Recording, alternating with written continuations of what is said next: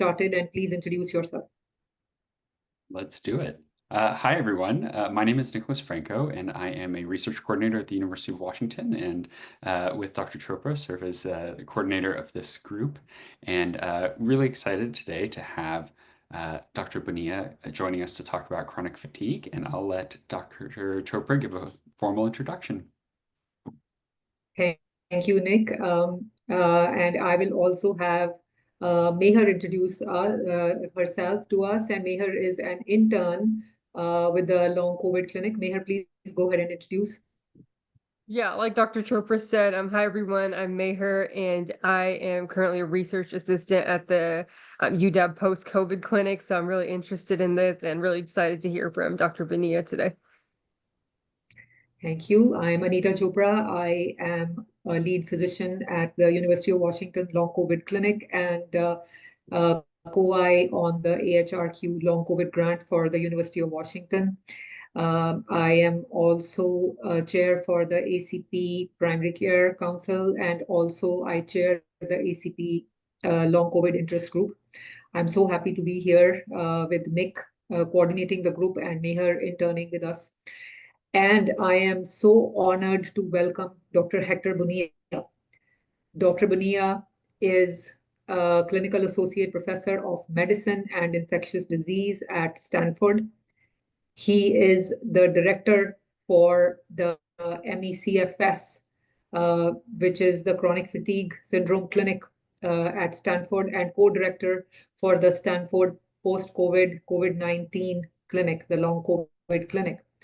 Dr. Bonilla is a researcher par excellence with an interest in global health, healthcare equity, and an expertise in chronic fatigue, which is something that we tackle with long COVID. And I'm very excited to have him here with us today. Welcome, Dr. Bonilla. For me, it's a pleasure and honor to be invited for this meeting. And I want to be like a kind of informal, and I want to be sure we learn. If anybody have any question, please just speak up, and then we try to answer the questions. And for me, I can tell I've been working in this field in MECFS close to 8 years. And I've been learning a lot from my patients because we see not too much have been done in this field. And most of the things have been done is dismissing the patients with this kind of conditions. COVID came, and after the COVID, we see people that are identical, like we see in MECFS. So, and try to maybe in some way validate many of the things that we already seen in patients with an MECFS. So please go ahead and mute yourselves just so that we don't have any background noise. And Hector, I'll go ahead and get started, with an area that is your expertise. So chronic fatigue is a common symptom of long COVID.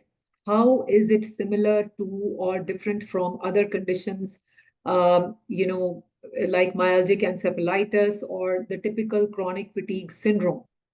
And I am very excited to hear about your research as well, which we will talk about at a later, down, in this podcast further down with our next questions. But I really want you to comment on chronic fatigue and long COVID versus the chronic fatigue syndrome. Yes, I think, but it's important to we have some defined terms, because otherwise going to be a misunderstanding about what is chronic fatigue syndrome. So, the diagnosis of chronic fatigue has been based in clinical diagnosis, because we don't have a specific blood biomarker or any specific marker to define this kind of condition. So over the year, the condition has been defined in a cluster of symptoms, where the main symptom is going to be fatigue. And the fatigue has been persistent for longer than 6 months. And the fatigue had to be very severe and incapacitated, plus other symptoms. And one of the symptoms is very kind of classical for this condition. For all of our water items. So if you have a backpack, a handbag, a purse.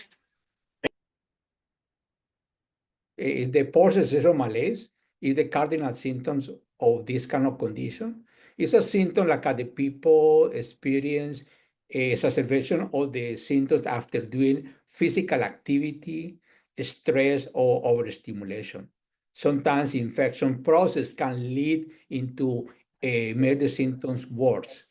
To address this issue, the CDC in 1994, they established the FACURA criteria, like they have patients with fatigue.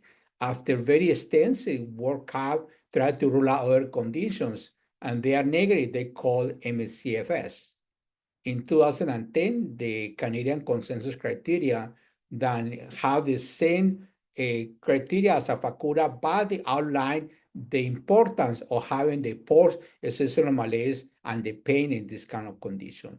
And the more recently was in 2015, almost 10 years later, or 10 years ago, the IOM criteria. In the IOM, they have 5 different kind of symptoms. One is the fatigue that had to be longer than 6 months, but had to be severe incapacitated fatigue that interfere with the people's life, educational, social, occupational, and these symptoms have been new symptoms, not symptoms have been persistent for rest of their life. The post-exertional malaise and the unrefreshed sleep. People go to bed, sleep for 10 hours, and they wake up like I didn't sleep a single second. And they are at least one of the other 2 symptoms they require, the cognitive impairment, or people they call the brain fog. They are problem people without focus, concentration, memory, remember things. And sometimes people read a test and they don't know what they are reading, how to read the test a few times in order to make sense.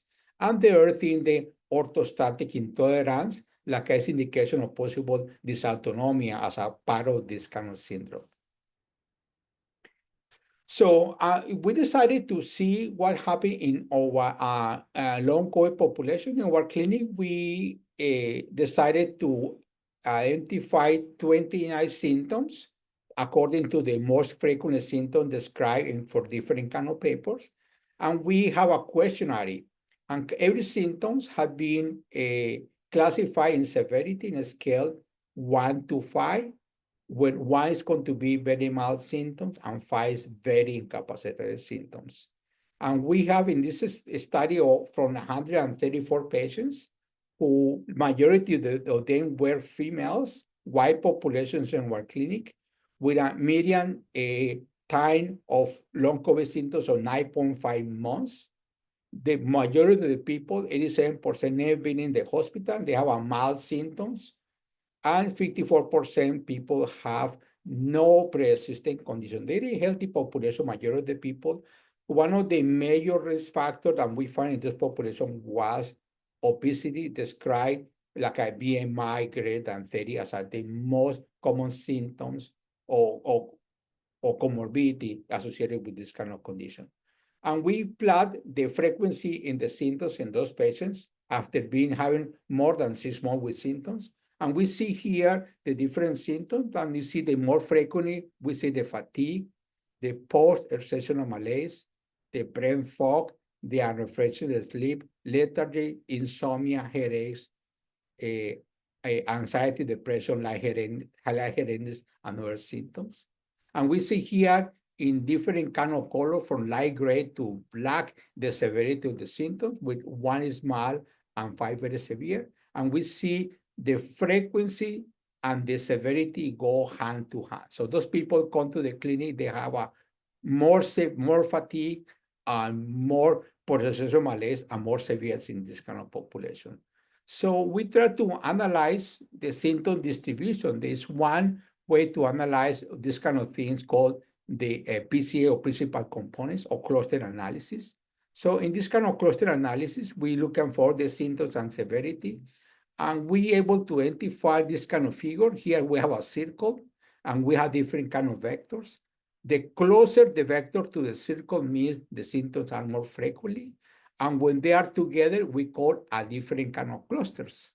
And we see a cluster, fatigue, post-exertional malaise, brain fog, lethargy, that mimic like a MCFS. We see a cluster lightheadedness, GI symptoms, look like an autonomic dysfunction.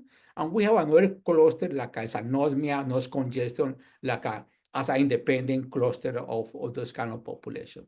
So, so we decided to investigate if the patient have ME/CFS, how frequent is ME/CFS in this kind of population. So we use the standard way to make a diagnosis of ME/CFS is the IOM criteria that we just described.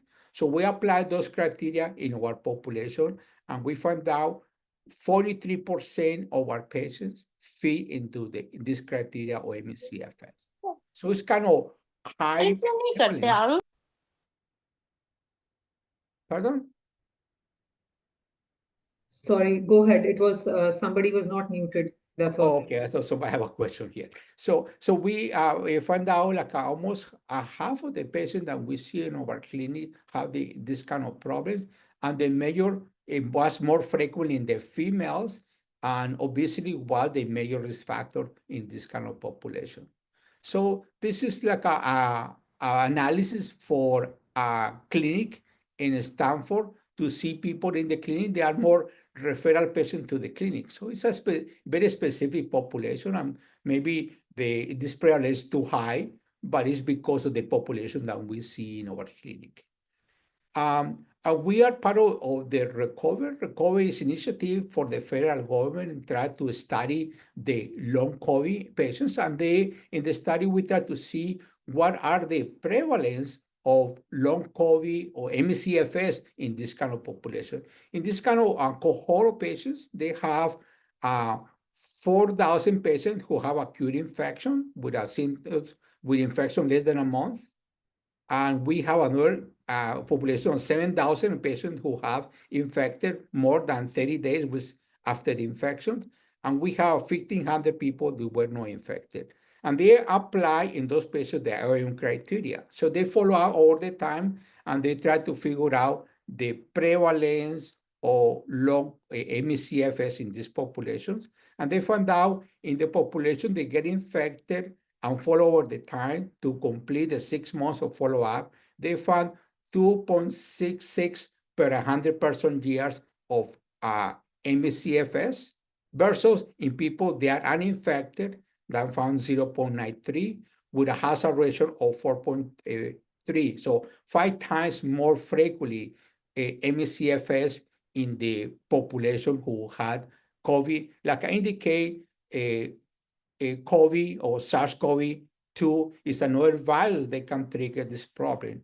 I want to say like a SARS-CoV-2 is another virus because when you look at the data for the MERS that was in 2012 and SARS in 2002, they had another coronavirus outbreaks. They found in the people who recover from this kind of problem develop long COVID symptoms. So it's not only this SARS-CoV-2 causing long COVID symptoms is nothing new, have been there, the things because of the proportions of the long COVID or the COVID infection. This is the reason people paying attention to this kind of stuff. And we see in people with ME/CFS, over 60% of the people refer a viral infection as a trigger of this kind of problem.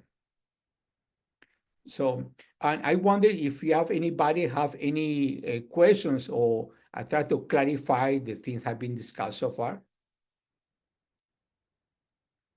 I think one of the remarkable things that you mentioned was that the symptoms are seen more in women and significantly more in women, which is something that we see in our clinic as well. So I think that is a really good, sort of really remarkable point. So over to Nick for the next question. Sure. And if folks have questions and they're not able to say them out loud, feel free to put them in the chat and we can bring them up kind of in between these little sections. So, my question is if, Dr. Bonilla, you can go into a little bit on the kind of cellular mechanisms and what's kind of happening at the cellular level. And also kind of second, if viral reactivation has a role to play. Yeah, this is a kind of very good questions. I think these are still in develop. We already know, for example, the CFS, the people experience inflammation, and there are some there about cytokines, and cytokines are protein, they are in the blood, and there's a correlation between the cytokine levels and the symptoms of patients with chronic fatigue. So indicate like a inflammatory response to immune dysregulation is important in ME/CFS. And the other thing has been shown in ME/CFS is mitochondrial dysfunction. Then see people with energy production as well as all the metabolism is done in mitochondria, see metabolic abnormalities in those kind of populations. And this is the infection is systemic infection. I'm going to bring this kind of paper and what just came out this past year and from the NIH. That is a deep phenotype of post-infections ME/CFS, and they try to see what happened with this kind of population. Here in this kind of picture summarize all the study that they did it. So the patient getting the infection, like most of the people, they recover for this infection. For example, we see in patients with a long COVID, when you get COVID infections, 94% of the patients recover and back to normal, and around 6% of the patients develop long COVID symptoms. So, and those people, when the virus go to the body, replicate, and they can affect part of the gut, the microbiome. So we don't know if the virus directly affect the gut germs in the stomach, or they can have some alterations in the lining of the gut. So they can damage the whole barrier of the gut. So can be changes in the microbiome have been shown increase of the pro-inflammatory bacteria and decrease the anti-inflammatory bacteria.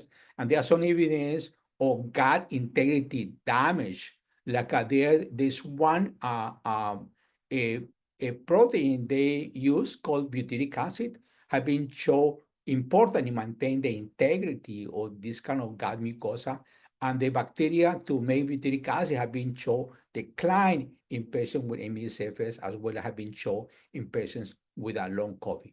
Like I showed the important possibility microbiome in the pathobiology of this kind of condition, and this kind of changes in the gut as well as the inflammatory changes induced by the changes in the microbiome can lead into systemic inflammation and possible the changes that we see in the brain. The other path is the virus can activate the whole immune system. So the active immune system go crazy. People, they call the cytokine storm, and you can see more the public talk about it, and means the activations of the immune system. I can see changes in the immune T cell responses as well as in the innate immune responses like cytokines. And there are some cytokines have been associated with a long COVID, like IL-1 beta, IL-6, IL-8. Some cytokines have been shown elevated in this kind of patients. And the question, what happened with those people? And one of the hypotheses have been proposed is virus persistent in the body. But although have been not shown virus able to replicate, but fragments of the virus have been detected in multiple organs. Autopsy findings in people with long COVID that show spike proteins, nucleocapsid proteins, RNA of the virus, genomic and subgenomic in many, many organs, and possible those kind of proteins are the one to drive it or the persistence of these inflammatory responses.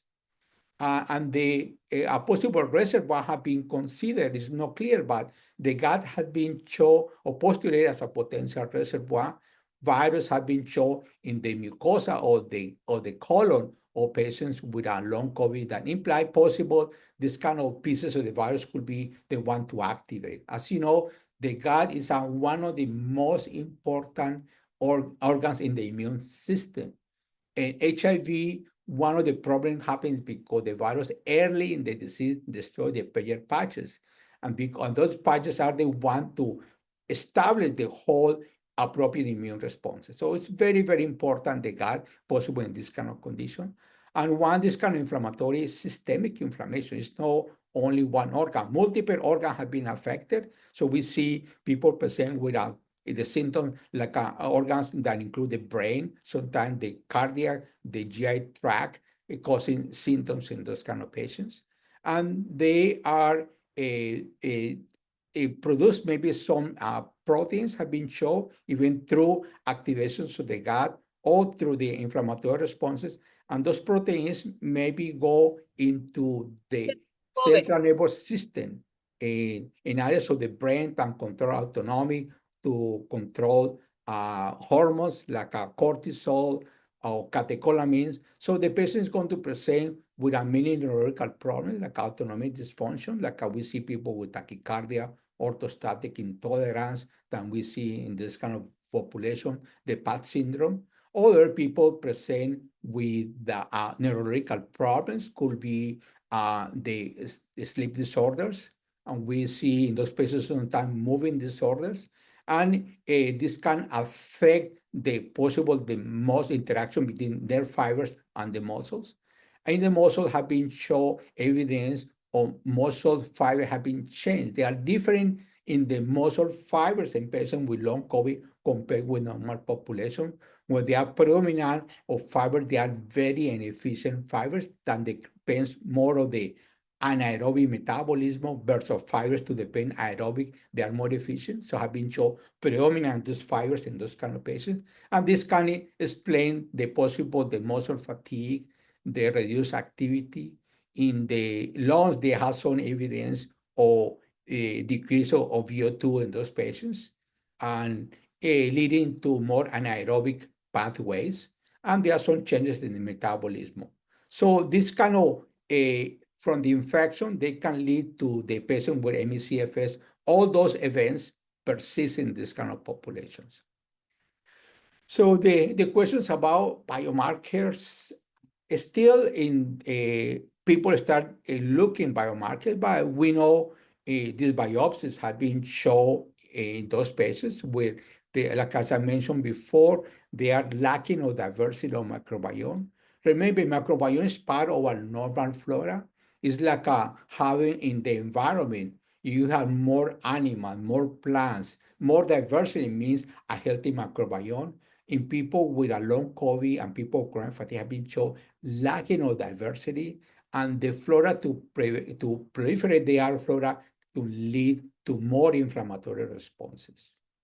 The other hypothesis have been shown they develop some microclass. So there are people do some stains in plasma, and they stain for amyloid. And this is kind of yellow stuff you see here is amyloid in plasma. And this amyloid have been reported both in ME/CFS as well as in people with long COVID. And possible this kind of amyloid proteins could be the matrix for platelets and other complement consumption. And this can make a small microclot that maybe block the blood flow in the small capillary vessels, and then they can explain why the people have a possible fatigue, have been proposed as a hypothesis.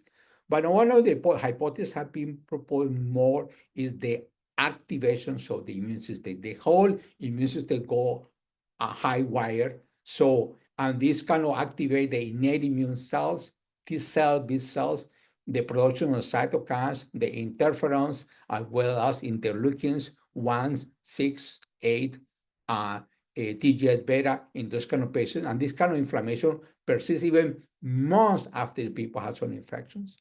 Mitochondrial dysfunction, we have done some studies I come to share with you later on, like we see the mitochondrial dysfunction in those patients with a high production of ROS, as well as we see changes in the metabolism, like we know mitochondria is important in the glucose and lipid metabolism. We see all these kind of metabolic changes because of the mitochondrial dysfunction.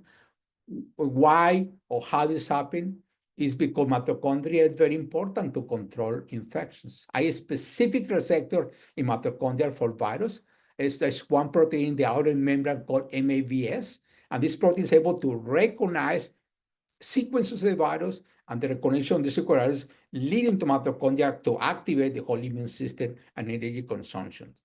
And the one hypothesis had been tested and had been proposed that explain most of the symptoms is the virus persistent.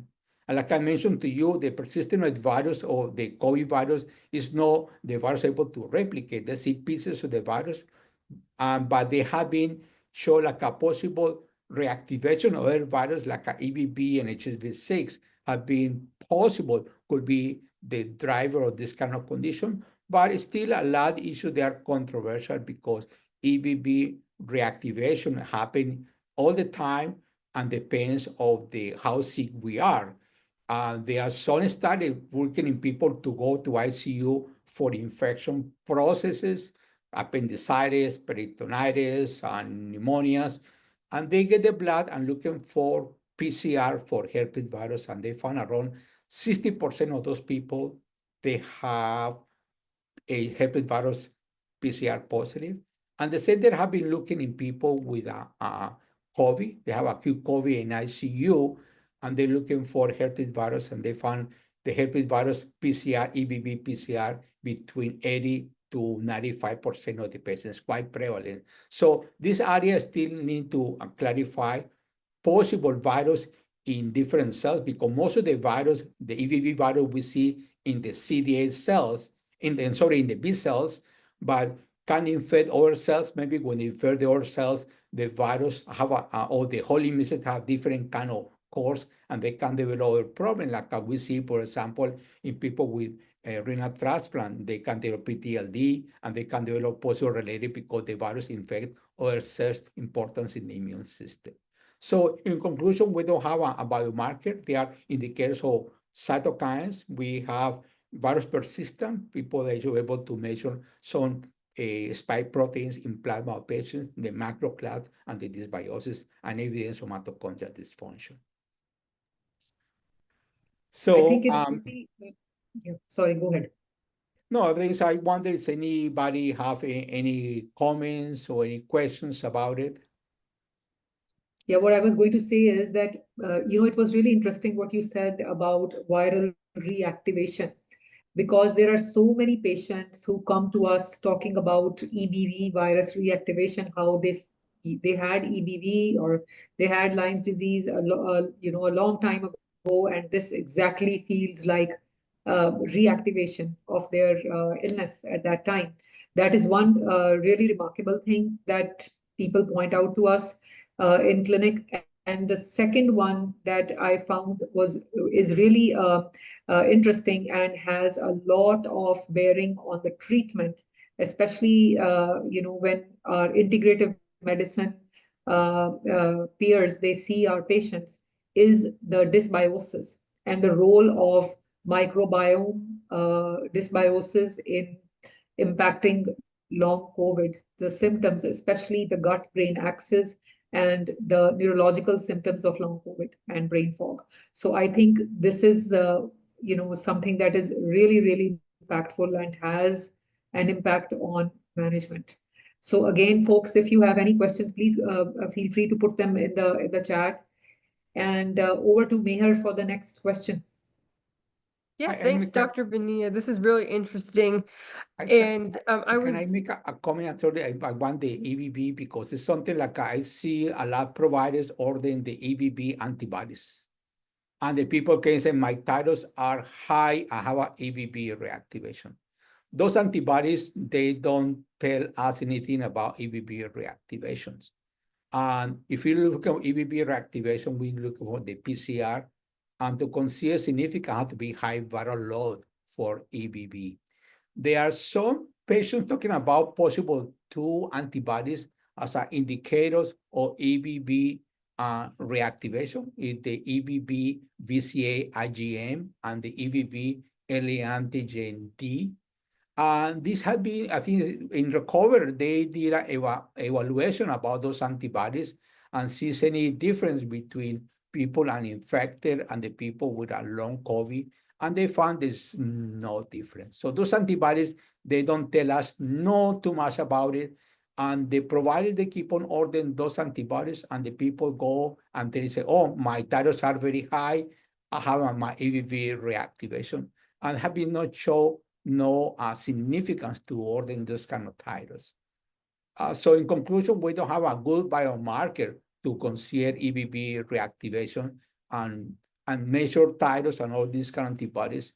I don't find many utility in people with chronic infections or with have been infected for a long time. I don't want to call chronic infection because everybody has EBV for many years, and you have antibody because telling you have been exposed, and mean like an immune system is active. Okay. So Mayor, please, I'm sorry for interrupt you. Oh, no worries. Dr. Bonilla, I was going to ask, what are the most common symptoms associated with long COVID-related chronic fatigue? I think I want maybe go back to one of the slides I present to you before, and they can maybe try to answer those things, this slide. So this is we did about 29 symptoms and evaluating our clinic. But we see in people with a long COVID have been described more than 200 symptoms that people refer presenting after. But we try to select the most common symptoms, and the most common symptoms is fatigue, the brain fog, the unrefreshing sleep, lethargy, insomnia, and headaches, lightheadedness. They are as a most common thing that we see in patients. Some people present with other clinical symptoms like a sore throat, ear pain, and a increase of the sweating like a diaphoresis, evidence of autonomic dysfunction. And the other thing we see sometimes cluster of symptoms. We see POTS in patients with long COVID, is people who experience tachycardia upon standing that is more than 30 beats from the baseline, or people experience orthostatic intolerance, blood pressure dropping, or people experience evidence of small fiber neuropathy, like a peripheral neuropathy, and the biopsy show the small fiber have been damaged in this kind of patients. And this one protein called alpha-synuclein have been found out in the small fibers. That is a protein they see in Parkinson. It's not clear what the role of this kind of protein in this kind of situations. And we see people with a lot of rheumatological complaints, muscle pain, joint pain, dry eyes and dry mouth. So there are no exclusive symptoms characteristic of this kind of condition. But I think the most common symptom that we see in those patients is the fatigue, the post-exertional malaise and brain fog that we see in this kind of graphic that summarize and correlate the frequency with severity of the symptoms.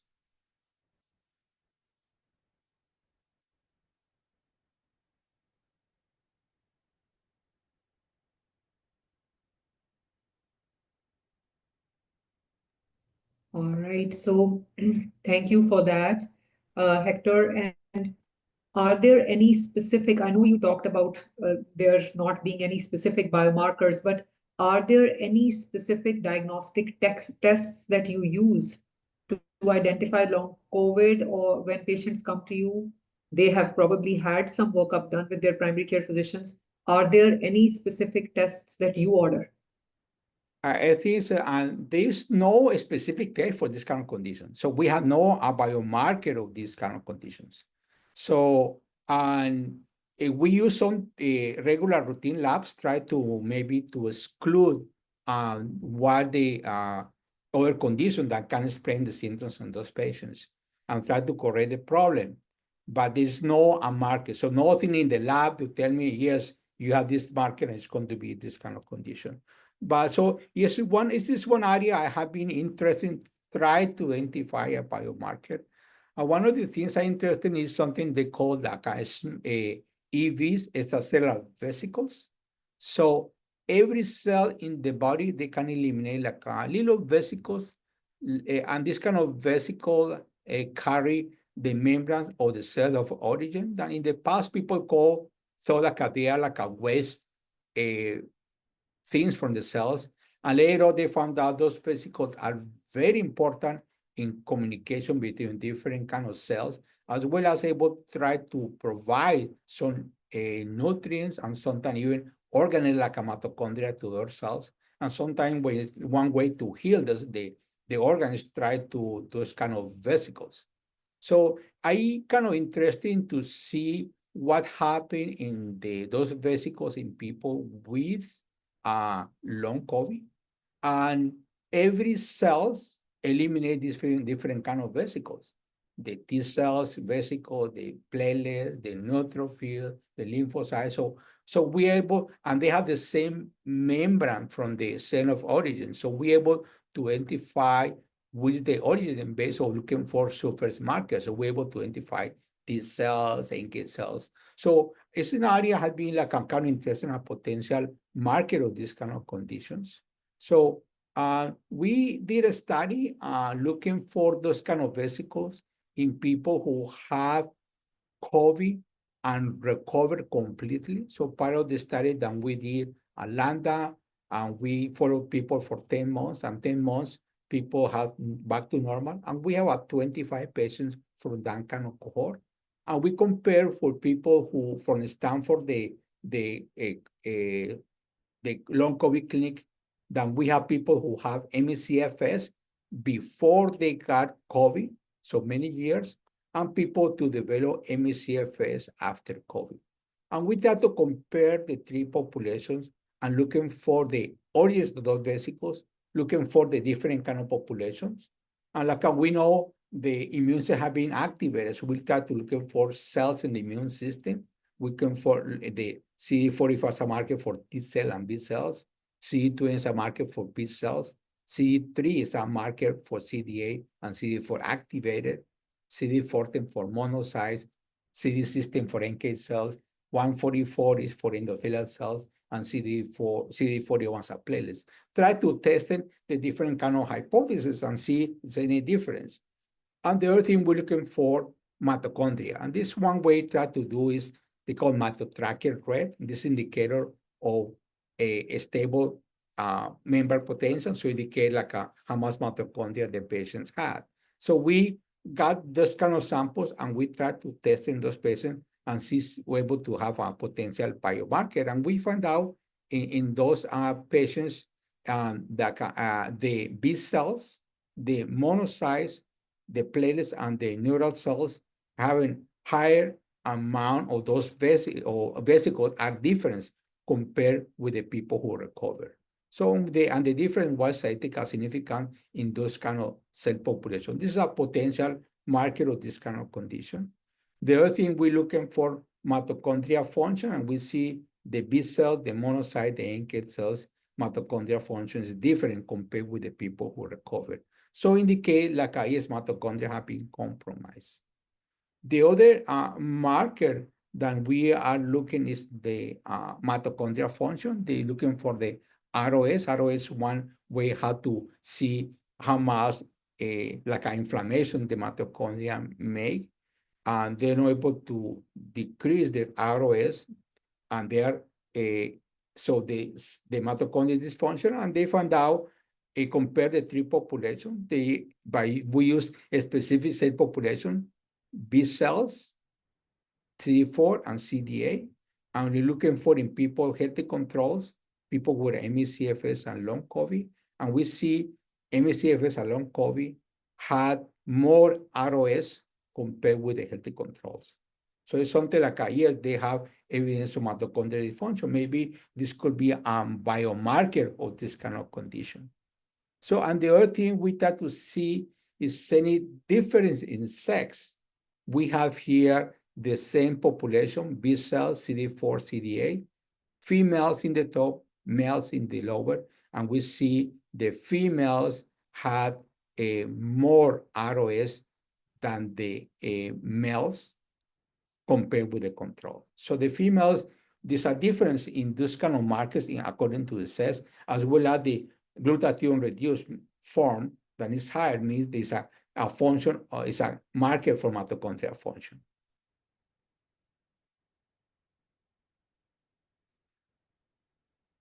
Any questions? Anything else? Let's see if anyone has a quick question. We can take maybe one or put it in the chat. And if not, we can always save our questions for the end as well. So go ahead, Nick, with this next question. I think this is this will be very interesting because Hector will share some of the regimens he's using. Go ahead, please, with the next question. Yeah, and I think this will be particularly relevant to the clinicians in attendance. We wanted to kind of see what are the emerging treatments or therapies that are showing promise for managing both chronic fatigue, or really chronic fatigue in long COVID patients, and especially getting some insight into what you have seen work for your patients. I'm glad you bring these things because this is what the people they do. They take supplements, drugs, recommending many things, and people spend a fortune doing this kind of things and herbs and without any major benefit. And for me, I kind of skeptical about these things, but there are some evidence. For example, in MCFS is one study, is a placebo-controlled design study, and they compare the atOcute and NADH, and they found this kind of combo maybe has some benefit in patients with MCFS. For long COVID, there are studies that have shown no benefit of these supplements. In many of those supplements, we don't know the quality of the supplements, who's the manufacturer. We don't know the concentrations are appropriate or not. We don't know the absorption of this kind of stuff because they are drugs not regulated by the FDA. And I consider this kind of supplement that people taking their drugs and they can have interaction with other drugs and maybe could be harm more than benefit in this kind of patients. But there are no treatment approved by the FDA for treatment either MCFS and long COVID. And whatever people they use or we use is going to be off-label therapies. So we see the management of those patients is something that can we do in our clinic is try to want to be conservative in energy spending. So people call the pacing, try to avoid crashes. And pacing means think about the mitochondria is dysfunctional, so people, they are not able to maintain the energy. And one of the things I do try to teach my patients about the concept of pacing is try to compare them with a car with a gas tank. Before their illness, people, they are very active, very functional. They are driving a car maybe with 40-gallon gas tank. And after this infection came, so they look at somebody switch the gas tank to see maybe 4 gallons. So people, they need energy to function, and people need energy to do brain activity, energy to do stress, and energy to deal with a physical activity. And something that the people, they don't pay attention too much about the brain activity, and could be talking to people, could be interaction with people, or could be thinking or working the computer. And this could be enough to drain the whole energy. And this one study looking at the master chess players. Those guys, like people with a long COVID and MCFL, they have a very sedentary life. They think play chess, they drink coffee, smoking, and keep on playing chess. One of the famous players, Kasparov, in one tournament, he lost 25 pounds only playing chess. Implying like the stress and the brain activity are so energetic that they can consume your energy. And people, normal people with a long COVID or MCFS, they can crash only by doing any mental activity or dealing with stress without doing any too much physical activity. So this kind of energy conservation activity is very important of patient.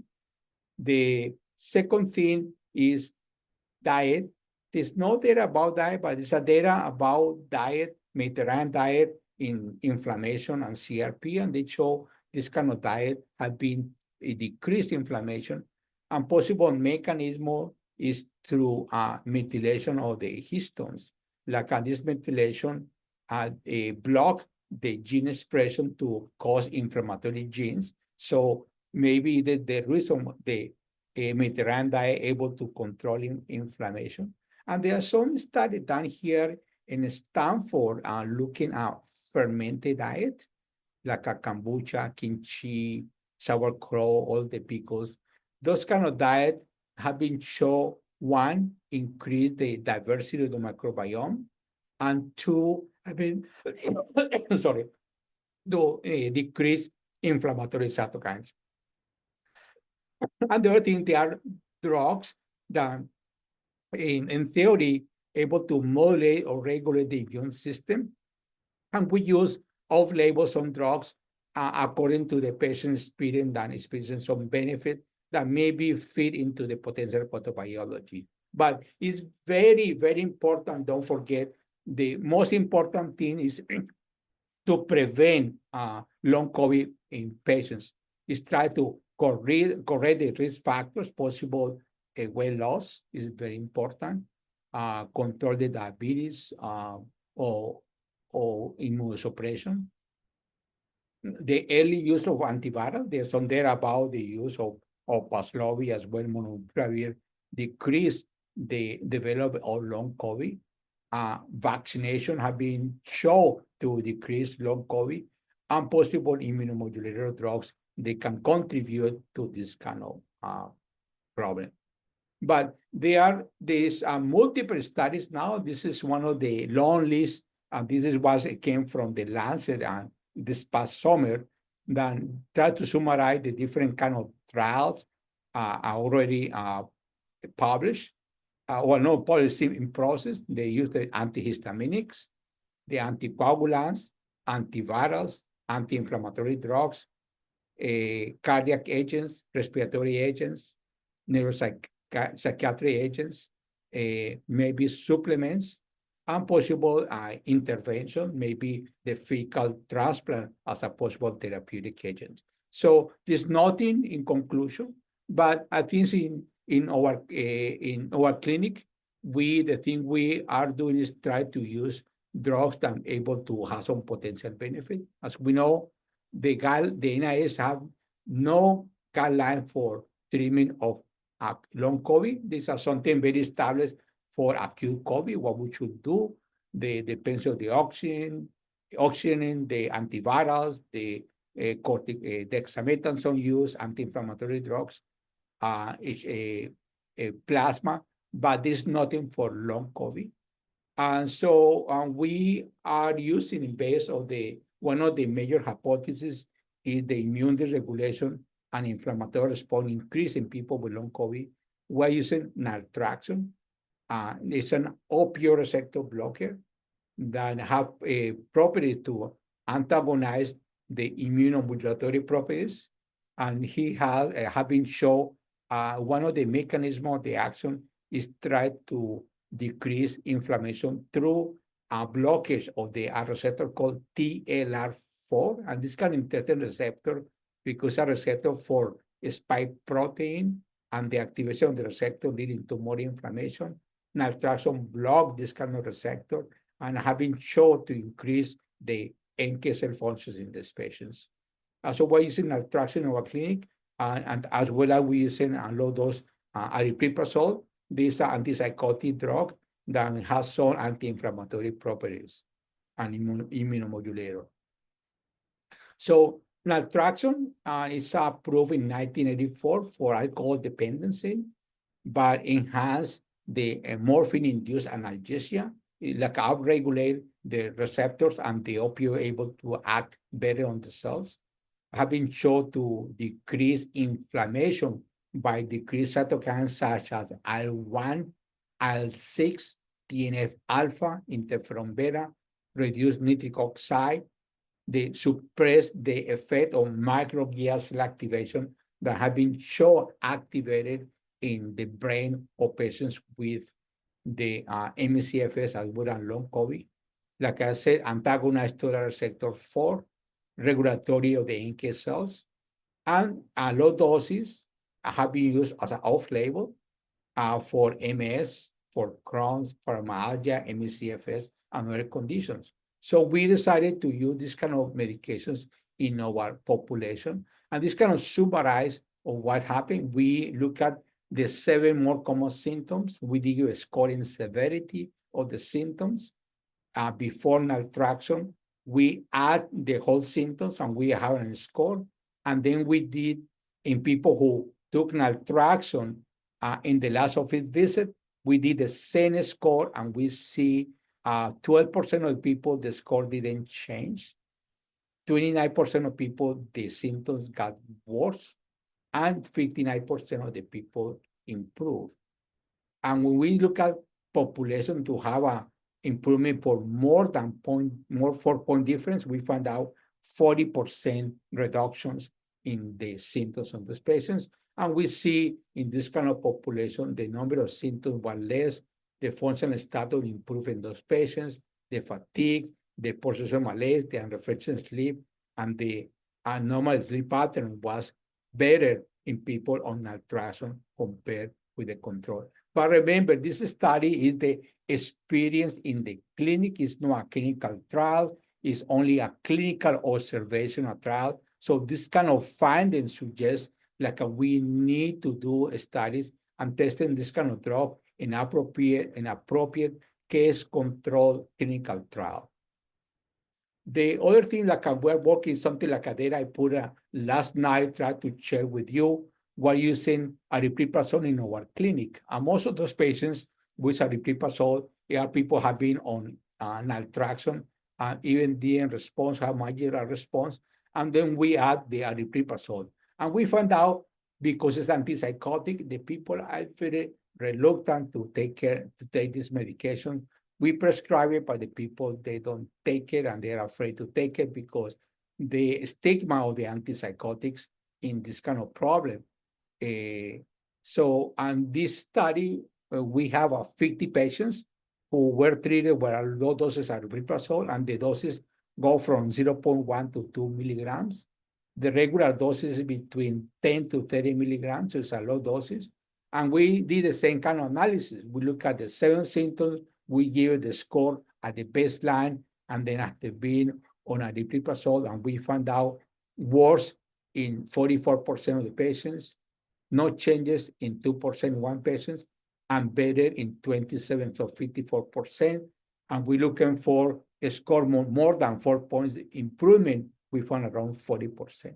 So in some way indicate like maybe those kind of off-label therapies that show some potential benefit in the in this kind of clinical experience maybe need to be tested in a big cohort. Hopefully recover, they would consider those kind of drugs to do a clinical trial. The other thing like a kind of cool we're doing here is try to see any way we can test in vitro different kind of drugs and see any benefit. So as we know, the mitochondrial dysfunction is one of the things that we see in patients with long COVID and chronic fatigue. And one of the markers for mitochondrial dysfunction is the high ROS levels.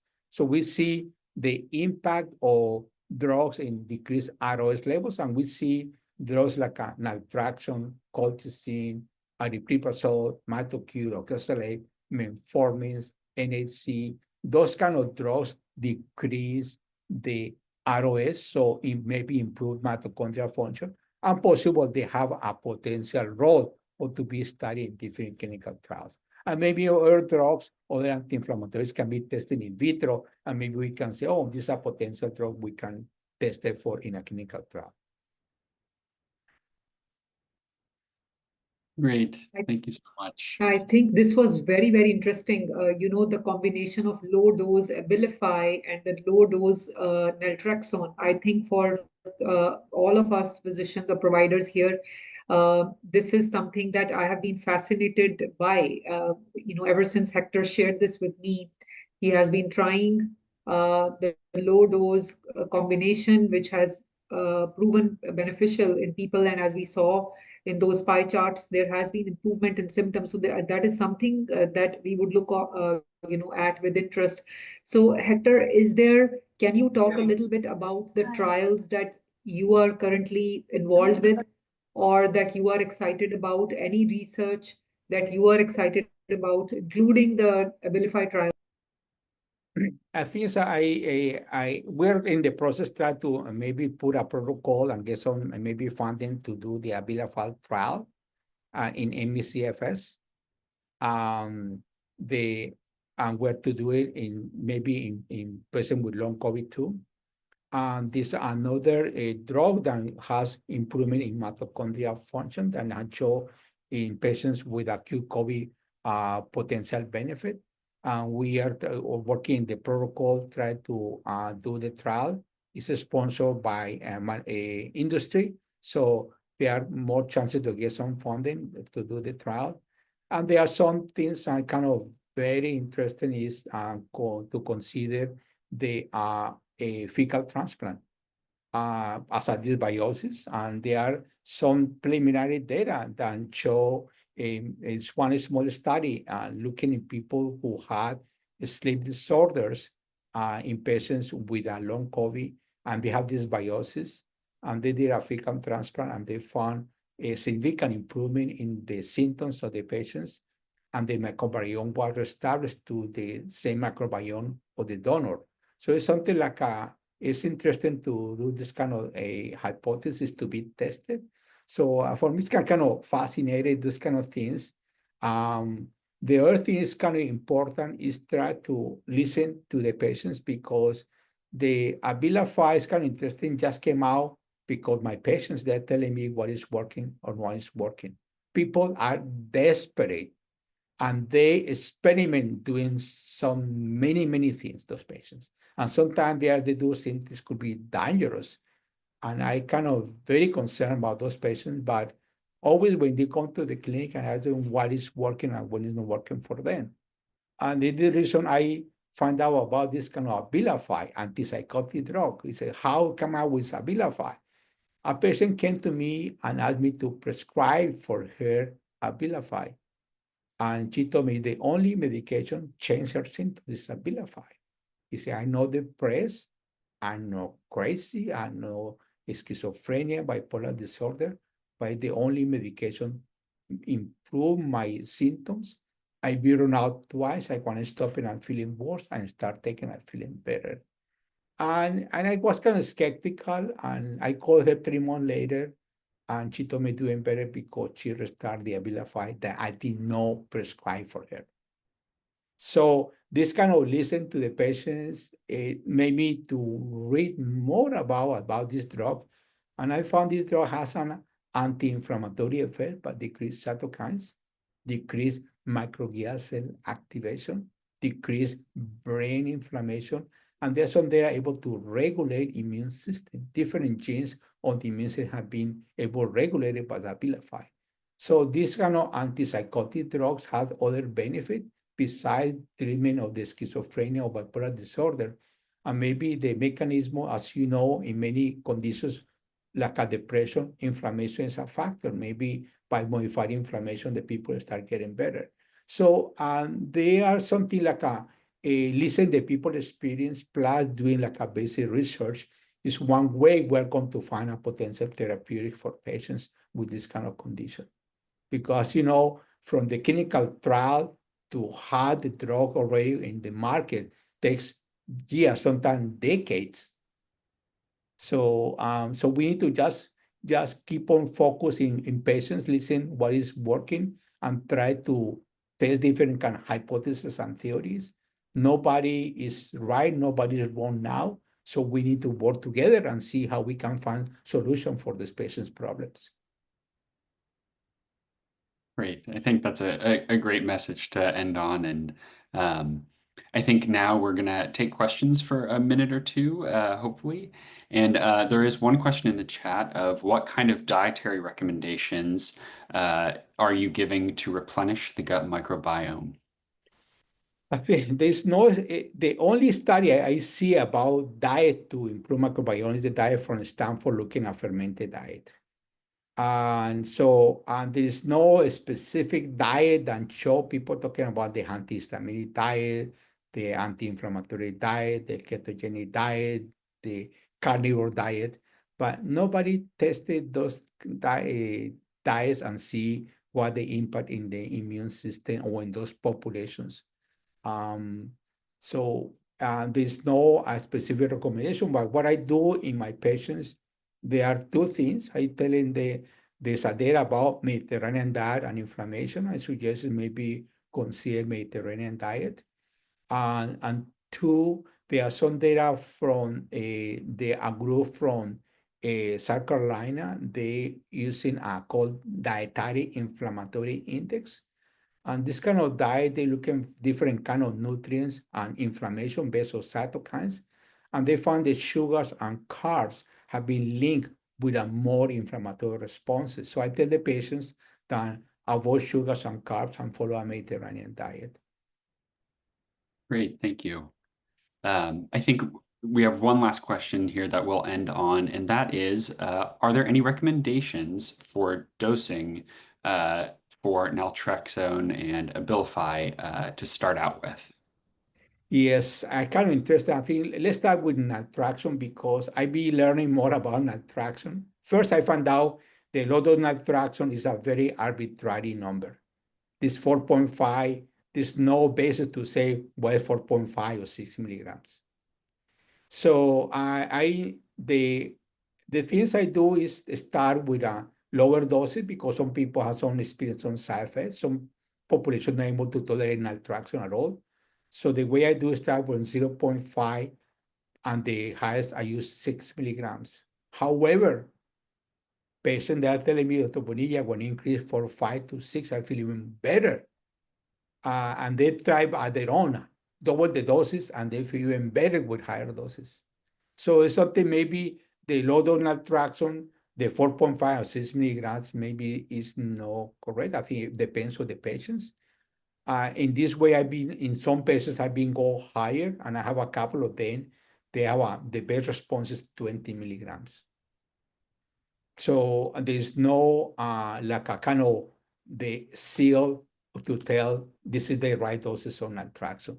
So I go is to ask the person how you feeling, and when they are 6 milligrams, you say, oh, I'm feeling better than 5 milligrams. So I tell try 7 milligrams, and there are some people keep on improving and improving. So I try to optimize the doses according to the patient, try to individualize the doses. About the Abilify, I think I start low dose because some people experience some side effects. I have one patient that developed akathisia with Abilify at 0.1 milligram daily, 0.100 milligram, 100 of the lowest doses of Abilify. And I didn't believe it, but I saw the patient in the clinic have a very classic akathisia, 0.1 for a month. One of the major complaints I see with Abilify is the female population that they say they gain weight because the appetite of this medication making gain weight. I'm not sure on how much it is the medication, how much is because the people are less active, keep on eating and gain weight in this way. And we did a study before with Abilify in ME/CFS. And one of the things we look at in those patients was weight. And we found out some people gain weight, some people the weight didn't change, and some people they lose weight on Abilify. So I don't have the placebo control to see if it's the patient or with the medication it causes this kind of problem. But I would tell the patient, be careful, let's watch your weight while you're taking Abilify because I don't want people get 30 or 40 pounds and because the medication may increase appetite and they're eating more. So this is the things about the Abilify, but I see in some patients with Abilify, some miracle drugs, something I can sometimes surprise myself when I see people on Abilify with responses to this medication.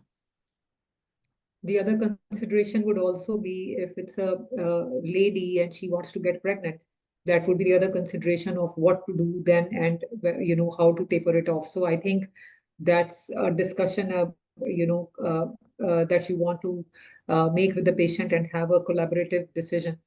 Thank you so much, Hector, for this very insightful and very informative presentation. And there is so much of learning in this, in today's talk, and the recording will be available to people. It will be on YouTube as well. We also put in a link to our long COVID interest group. So if you guys want to be informed about the next talk, please go ahead and sign up. Nick has put that in the chat. And with that, I thank Hector for his time today. Thank you very much for your expertise and for sharing your research with us. Thank you, everyone. Well, it's my pleasure, and thank you for inviting me. And I hope you guys learned something from this experience I have.